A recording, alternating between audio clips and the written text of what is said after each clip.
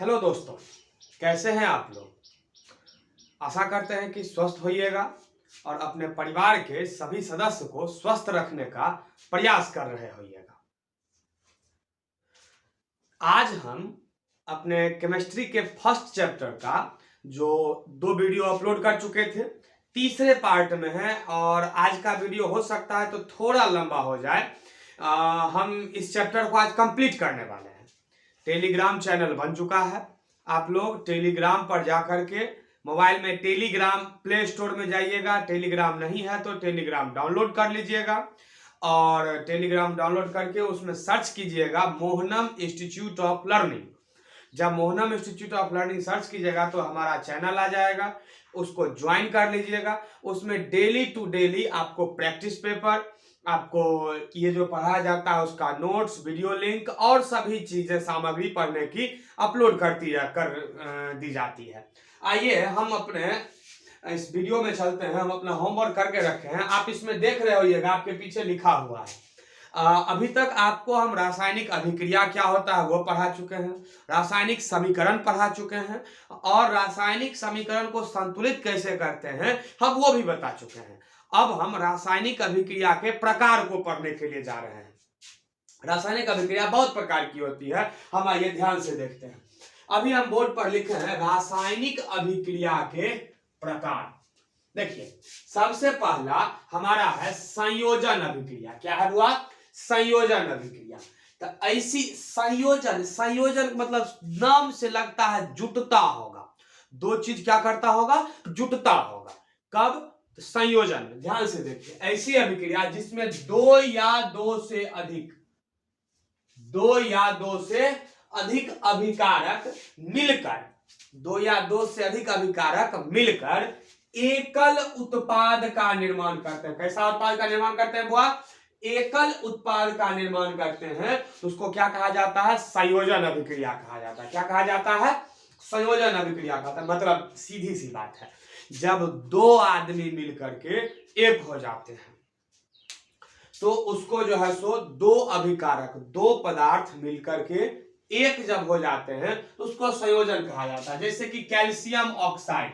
देखिए ध्यान से, कैल्शियम ऑक्साइड का साधारण नाम जो है बिना बुझा हुआ चूना भी होता है। कैल्शियम ऑक्साइड जब जल में मिलाया जाता है, घोला जाता है, तो बना लेता है कैल्शियम हाइड्रोक्साइड। अब देखिए, कैल्शियम ऑक्साइड जो कि हम लोग घर में दिवाली में सफाई करने के, चूना करने के लिए खरीद के लाते हैं दुकान से, तो बिना बुझा हुआ चूना होता है, उसको शुष्क चूना भी कहा जाता है, कली चूना भी कहा जाता है इसको, CaO। और जब इसमें जल मिलाया जाता है तो दोनों मिलकर कैल्शियम हाइड्रोक्साइड बना लेता है। अभी एक अकेला उत्पाद है, तो दो अभिकारक एकल उत्पाद, कैल्शियम हाइड्रोक्साइड इसका नाम है। इसको बुझा हुआ चूना भी कहा जाता है। तो यह अभिक्रिया जब ऐसी स्थिति में होगी, दो या उससे ज्यादा अभिकारक होगा, एकल उत्पाद होगा, तो उसको संयोजन कहा जाएगा। अब आते हैं हम अगला अभिक्रिया देखने के लिए, जिसका नाम है वियोजन अभिक्रिया। संयोजन जोड़ना, अब वियोजन टूटना। क्या होता होगा? टूटता होगा। कैसे? तो ऐसी अभिक्रिया जिसमें एकल अभिकारक, एक सिंगल अभिकारक जो है एकल अभिकारक टूटकर छोटे छोटे उत्पाद प्रदान करता है। कैसा उत्पाद प्रदान करता है? छोटा छोटा उत्पाद प्रदान करता है, तो उसे क्या कहा जाता है? वियोजन अभिक्रिया कहते हैं। क्या कहते हैं बुआ? वियोजन अभिक्रिया कहलाता है। मतलब एक वो अभिकारक है और उसको तोड़िए, अब तोड़ करके जो है सो छोटा छोटा उत्पाद बनाइएगा, तो वह वियोजन अभिक्रिया कहलाता है। वियोजन अभिक्रिया में अभिकारक को तोड़ने के लिए उष्मा, प्रकाश या विद्युत धारा की आवश्यकता होती है। किसकी आवश्यकता होती है? तो उष्मा, किसी को उष्मा हीट दे करके हम गर्म करके तोड़ सकते हैं, किसी को प्रकाश की उपस्थिति में तोड़ सकते हैं और किसी को विद्युत धारा दे करके तोड़ सकते हैं। आइए देखिए कैसे। Ferrous sulphate, FeSO4 ferrous sulphate है। इसको जब हम गर्म किए, क्या किए? यहां पर देखिए उष्मा दिए, गर्म किए, अभी अकेला था, गर्म हुआ तो बना फेरस ऑक्साइड, सल्फर डाइऑक्साइड और सल्फर ट्राइऑक्साइड। तो ये उष्मा देने से तीन उत्पाद मिला एकल अभिकारक फेरस सल्फेट से। फिर यहाँ आइए सिल्वर क्लोराइड AgCl, इसको जब हम उसमें प्रकाश में रखे, इसको किस में रखे बुआ, प्रकाश में रखे, या सिल्वर और क्लोरीन में अलग हो गया। सिल्वर और क्लोरीन में क्या हो गया, अलग हो गया। कौन, तो सिल्वर क्लोराइड। फिर सोडियम क्लोराइड का जलीय विलयन, AQ लिखा हुआ है, मतलब सोडियम क्लोराइड का कौन सा विलयन है, जलीय विलयन है। और उस जलीय विलयन में जब हमने विद्युत धारा प्रवाहित किया, क्या किया हमने, विद्युत धारा प्रवाहित किया, तो आपने देखा कि सोडियम धनायन और क्लोरीन ऋणायन में हमको टूट गया, टूटा हुआ मिला। तो आप देख रहे हैं 3 एग्जाम्पल में, एक में उष्मा दिया जा रहा है, दूसरा में प्रकाश दिया जा रहा है, और तीसरा में विद्युत दिया जा रहा है। मतलब वियोजन अभिक्रिया में अभिकारक को तोड़ने के लिए क्या क्या दिया जाएगा, तो उष्मा, प्रकाश, विद्युत धारा, ध्यान रखिएगा। अब आइए हम अगला अभिक्रिया चलते हैं, जिसका नाम है उष्माक्षेपी अभिक्रिया। क्या नाम है बुआ, उष्माक्षेपी, इंडोथर्मिक, एक्सोथर्मिक, उष्माक्षेपी और उष्माशोषी। तो वैसी अभिक्रिया जिसमें उत्पाद तो मिलता ही है, अभिकारक उत्पाद में बदलता ही है, और उसके साथ साथ हमको उत्पाद के साथ साथ उष्मा की भी प्राप्ति होती है, उत्पाद के साथ साथ उष्मा की प्राप्ति होती है, उष्मा मिलता है हमको रिजल्ट के रूप में, जिसका हम लोग जहां मन वहां उपयोग कर सकते हैं, तो उसको कहा जाता है उष्माक्षेपी।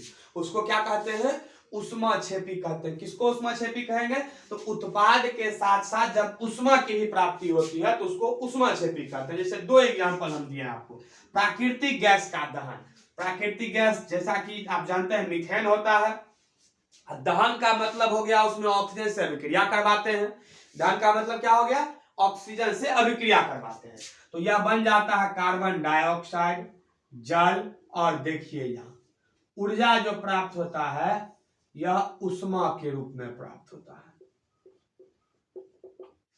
ऊर्जा किसके रूप में प्राप्त होता है, उष्मा, ऊर्जा है उष्मा के रूप में प्राप्त होता है। श्वसन हमारा दूसरा अभिक्रिया, जिसमें ग्लूकोज, जब हम खाना खाते हैं तो कार्बोहाइड्रेट ग्लूकोज में टूटता है, और ग्लूकोज में टूट करके ऑक्सीजन के साथ अभिक्रिया करके कार्बन डाइऑक्साइड, जल और ऊर्जा हमको देता है। यह ऊर्जा ATP के रूप में होती है, एडोनाइन थायोफॉस्फेट, ATP, एडोनाइन थायोफॉस्फेट के रूप में होती है। यहां भी ऊर्जा हमको मिला, तो ऊर्जा जब उत्पाद के साथ साथ ऊर्जा जब मिलती है वह हो जाता है उष्माक्षेपी अभिक्रिया। क्या हो जाता है, उष्माक्षेपी अभिक्रिया। उसके बाद हमारा है उष्माशोषी अभिक्रिया, तो वैसी अभिक्रिया जिसमें उष्मा का अवशोषण होता है, यानी कि अभिक्रिया को करवाने के लिए उष्मा देना पड़ता है, हम लोग देते हैं उष्मा को अभिक्रिया करवाने के लिए, तो उसको कहा जाता है उष्माक्षेपी अभिक्रिया। वैसी अभिक्रिया जिसमें उष्मा का अवशोषण होता है उष्माक्षेपी अभिक्रिया कहलाता है, सॉरी उष्माशोषी अभिक्रिया कहलाता है, माफ कीजिएगा वो टंग स्लिप हो गया। जब उष्मा का अवशोषण होता है, हम लोग उष्मा देते हैं, अभिक्रिया करवाने के लिए हम लोग क्या करते हैं, उष्मा को देते हैं। वैसी अभिक्रिया जिसमें उष्मा का अवशोषण होता है उष्माशोषी अभिक्रिया कहलाता है। जैसे कि आप ध्यान दीजिए PbNO3 का होल ट्वाइस, यह लेड नाइट्रेट है। क्या है, लेड नाइट्रेट।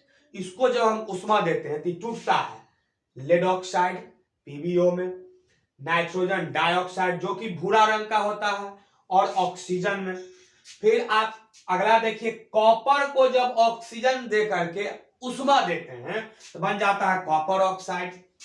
कॉपर ऑक्साइड की अभिक्रिया जब हाइड्रोजन गैस के साथ उष्मा देकर के करवाई जाती है तो बन जाता है कॉपर, अलग हो जाता है और जलवाष्प की प्राप्ति होती है।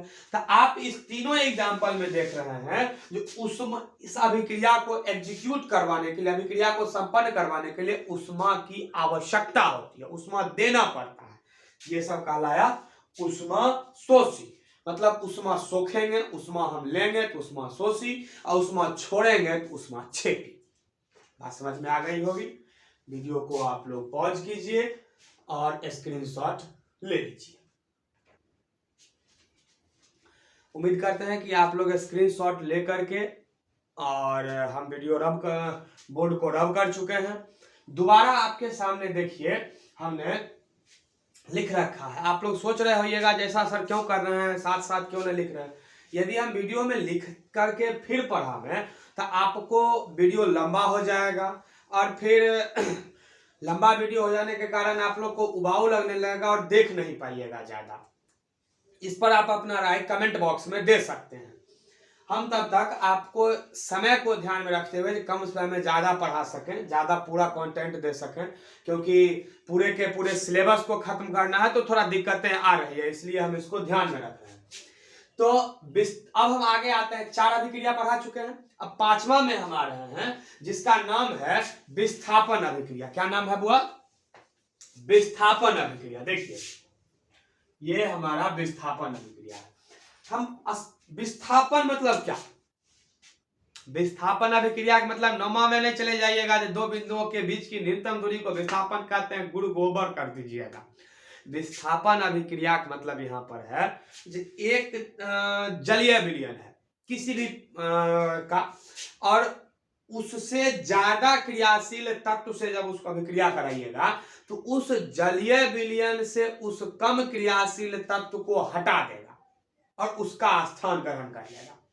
मतलब ये कुल मिला के ढकिया लेता है। आइए समझते हैं।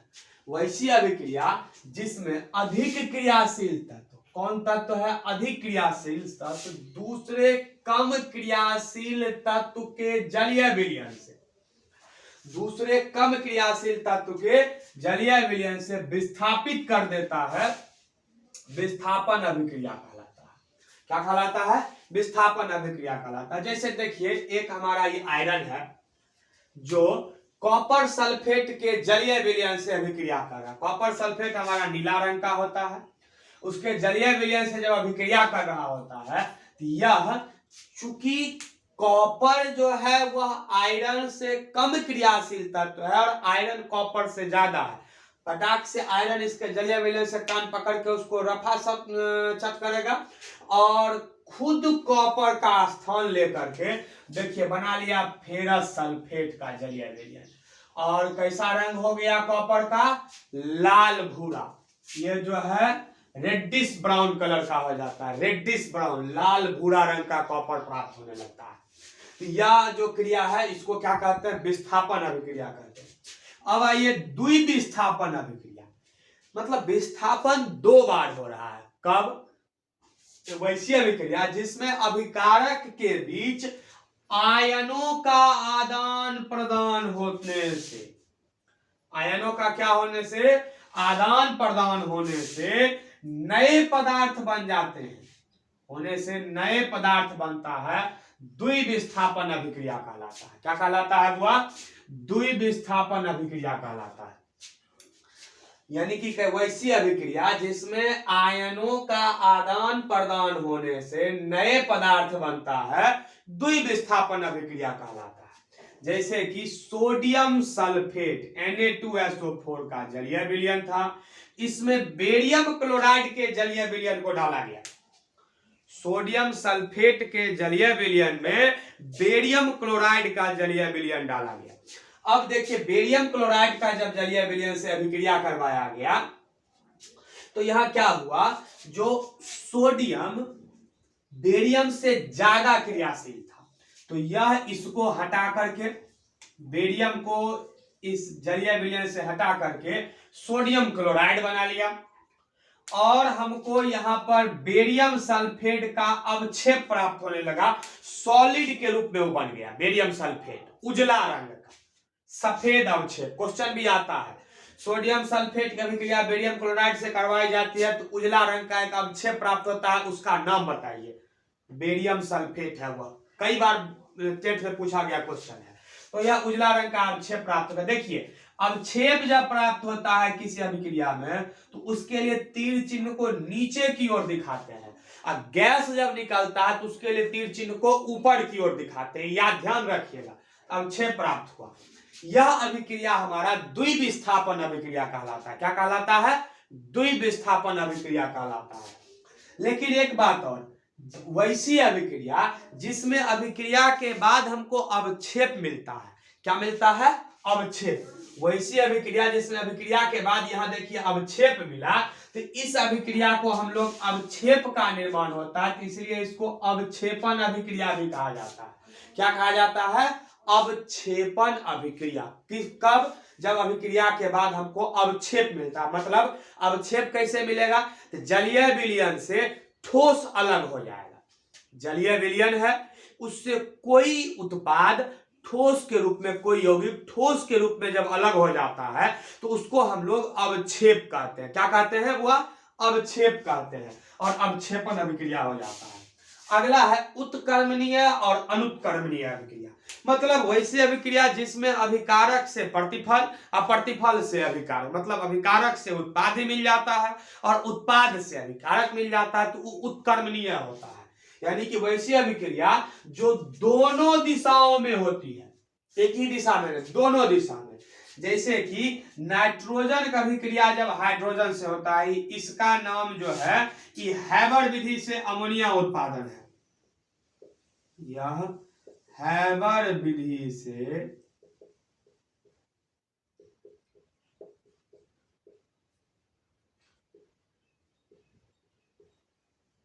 अमोनिया निर्माण की अभिक्रिया है। देखिए केमिस्ट्री में एकदम ध्यान से देखना है। हैबर विधि से अमोनिया निर्माण की अभिक्रिया है जो कि उत्कर्मणीय है। नाइट्रोजन को हाइड्रोजन से आयरन के उपस्थिति में जब अभिक्रिया करवाइएगा तो अमोनिया बनेगा, और फिर इस अमोनिया को गर्म कीजिएगा तो नाइट्रोजन और हाइड्रोजन में अलग हो जाएगा। ये दोनों तरफ से होता है, इसलिए यह उत्कर्मणीय है।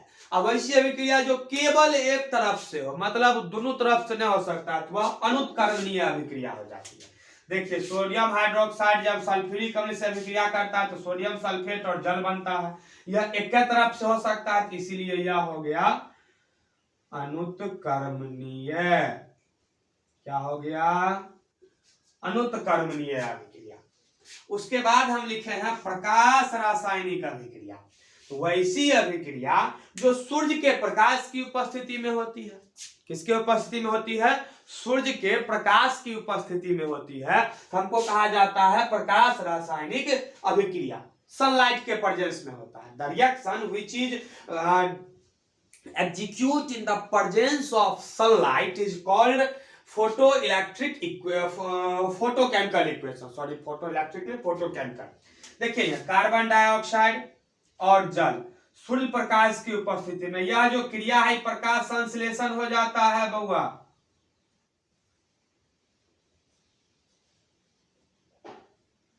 उसकी अभिक्रिया है। अभिक्रिया करके यह ग्लूकोज बनाता है, जल बनाता है और ऑक्सीजन गैस मुक्त करता है। यह जो हमारा है यह प्रकाश रासायनिक अभिक्रिया कहलाता है। क्या कहलाता है बुआ? प्रकाश रासायनिक अभिक्रिया। इस प्रकार आप जो है 4 अभिक्रिया को और देख चुके हैं। देखिए बहुतों को लगता है कि केमिस्ट्री उबाऊ विषय है, ये सब्जेक्ट हमको नहीं आता है। वह ध्यान से सुनिएगा, सब्जेक्ट जो होता है ना वो एक दोस्त की तरह होता है। आपके जीवन में बहुत सारे दोस्त ऐसे मिलेंगे जिनके साथ आपको रहना अच्छा लगता है, जिनके साथ बात करना अच्छा लगता है, जिनको देखना अच्छा लगता है। बस वह दोस्त एक बार दिख जाए, वह फ्रेंड एक बार दिख जाए, दिन अच्छा चला जाता है। आपके जीवन में ऐसे फ्रेंड भी आते हैं जिनको आप देखना पसंद नहीं करते हैं, तो दोनों फ्रेंड ही होते हैं। आप सब्जेक्ट भी उसी तरह से है, जिस सब्जेक्ट को जितना बार देखिएगा, जितना बार पलटिएगा, वह सब्जेक्ट आपको उतना अच्छा मिलेगा। जिस फ्रेंड से आप जितना ज्यादा बात करते हैं, जितना ज्यादा उसके साथ घूमते हैं, वह अच्छा दोस्त हो जाता है, बेस्ट फ्रेंड फॉरएवर हो जाता है। तो इस चीज को आप ध्यान में रखिए। हमारा सब्जेक्ट जो है वह ऐसा ही है केमिस्ट्री। आप इसको जो है सो पॉज कीजिए और स्क्रीनशॉट ले लीजिए। पीछे आप अभी तक 8 अभिक्रिया देख चुके होइएगा। अब आगे से अगली अभिक्रिया की तरफ हम बढ़ रहे हैं। अगला अभिक्रिया जो हमारा है ऑक्सीकरण एवं अवकरण अभिक्रिया। इसी का दूसरा नाम, ऑक्सीकरण का दूसरा नाम हो जाता है उपचयन और अवकरण का दूसरा नाम हो जाता है अपचयन। ऑक्सीकरण को उपचयन और अवकरण को अपचयन कहा जाता है। देखिए नाम से स्पष्ट है, ऑक्सीकरण उपचयन क्या है? वैसी अभिक्रिया जिसमें ऑक्सीजन में वृद्धि। देखिए ध्यान रखिएगा, एक बात चाहिए, ऑक्सीकरण और अवकरण की परिभाषा बहुत ज्यादा है। आपको केवल दो परिप्रेक्ष्य में देखना है, एक ऑक्सीजन के संबंध से और दूसरे हाइड्रोजन के संबंध से। जरा ध्यान दीजिए, ऑक्सीजन में वृद्धि या हाइड्रोजन में ह्रास, दोनों में से कोई एक, ऑक्सीजन बढ़ रहा हो या हाइड्रोजन घट रहा हो, तो उसे ऑक्सीकरण अभिक्रिया कहते हैं, ऑक्सीकरण या उपचयन अभिक्रिया कहते हैं।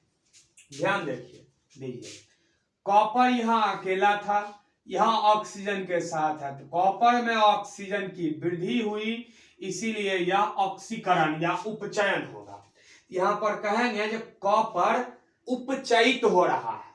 कॉपर क्या हो रहा है?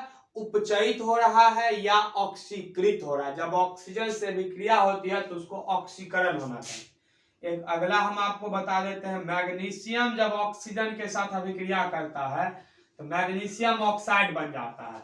यहां पर हम कहेंगे कि मैग्नीशियम ऑक्सीजन से ऑक्सीकृत हो गया है, जो ऊपर में परत के रूप में जम जाता है। अब वैसी अभिक्रिया जिसमें ऑक्सीजन में ह्रास, ऑक्सीजन कम हो रहा है या हाइड्रोजन में वृद्धि हो रही है, दोनों बात ध्यान में रखिए, ऑक्सीजन में कमी हो रही है या हाइड्रोजन में वृद्धि हो रही है, तो उसे अवकरण या उपचयन अभिक्रिया कहते हैं। उसे क्या कहते हैं? अवकरण या उपचयन अभिक्रिया कहते हैं। जैसे कॉपर ऑक्साइड हाइड्रोजन से जब अभिक्रिया करता है तो केवल कॉपर मिलता है। देखिए यहाँ पर हाइड्रोजन में, यहाँ कॉपर जो ऑक्सीजन की खत्म हो गया, ऑक्सीजन का ह्रास हुआ, तो इसको कहा जाएगा अवकरण अभिक्रिया। यह क्या हो गया? अवकरण हो गया। यानी कि हम कहेंगे जो कॉपर यहाँ पर उपचयित हो रहा है, अच्छा सॉरी अपचयित हो रहा है। क्या हो रहा है? कॉपर यहाँ पर अपचयित हो रहा है। अब आइए, ऑक्सीकरण और अवकरण अभिक्रिया दोनों एक साथ हो, एक साथ कब? कौन कौन? ऑक्सीकरण और अवकरण, यह दोनों जब एक साथ हो तो उसे रेडॉक्स अभिक्रिया कहते हैं। क्या कहते हैं बुआ? रेडॉक्स अभिक्रिया। जैसे जिंक ऑक्साइड को जब आप कार्बन के साथ रख के अभिक्रिया कराइएगा तो कार्बन गर्म होकर के कार्बन मोनोऑक्साइड दे देगा। देखिए तो कार्बन यहाँ ऑक्सीकृत हो गया, और जिंक से ऑक्सीजन हट गया तो जिंक का अवकरण हो गया। ये दोनों एक साथ है, इसको कहेंगे रेडॉक्स अभिक्रिया। अब हमारे दैनिक जीवन में ऑक्सीकरण के कुछ प्रभाव होते हैं। ऑक्सीकरण के हमारे दैनिक जीवन में प्रभाव क्या है? पहला संक्षारण है, यानी कि जब कोई धातु वातावरण में नमी, आर्द्रता, आपका अम्ल, हवा, इस सब के संपर्क में रहता है तो उससे वो अभिक्रिया करके ऑक्सीकृत हो जाता है, और ऑक्सीकृत होकर के वो संक्षरित होने लगता है, संक्षरित होने लगता है, मतलब उसमें क्षय आने लगता है। जैसे लोहा में जंग लगना आप देखते होइएगा, तो यह सब के कारण जो वह क्षरित होने लगता है, इसको कहा जाता है संक्षारण। प्रक्रिया क्या कहलाती है? संक्षारण कहलाती है। जैसे चांदी के ऊपर देखे होइएगा, घर में जो पायल और मां बहन पहनती है महिलाएं, तो उस पायल पर काला रंग का जो धब्बा आ जाता है, तो आना तांबा का बर्तन होता है, उस तांबे के बर्तन पर में हरा रंग का परत चला आता है। तो इस संक्षारण से बचने के लिए धातु के ऊपर अन्य धातु के परत को चढ़ा करके संक्षारण से बचा जाता है। जैसे लोहा के ऊपर जस्ता का परत चढ़ा दिया जाता है, जिंक का परत चढ़ा करके, जिसको हम लोग गैल्वेनाइजेशन कहते हैं। एनोडीकरण एक प्रथा है, क्रिया है, इससे बचने के लिए ये संक्षारण हो गया। यानी कि एक धातु जब वातावरण के ऑक्सीजन या अन्य कारणों से संक्षरित होता है। अब दूसरा है विकृत गंधिता। यह हमारा संक्षारण क्लियर हो गया। दूसरा हमारा विकृत गंधिता है। विकृत गंधिता क्या होता है, इसको जरा समझिए। हम लोग घर में खाना बनाते हैं, अब वह खाना जो है ज्यादा समय तक रखा रह गया तो उसमें वातावरण का जो हवा है उससे उस मतलब संपर्क में आता है और खराब हो जाता है। खराब कैसे होता है? तो तेल या वसायुक्त खाद्य पदार्थ लंबे समय तक रखने पर वातावरण के वायु से ऑक्सीकृत होकर अपने गंध और स्वाद को खराब कर लेता है, दूषित कर लेता है। और जब गंध और उसको दूषित कर लेता है तो उसे विकृत गंधिता कहा जाता है। क्या कहा जाता है बुआ? विकृत गंधिता कहा जाता है।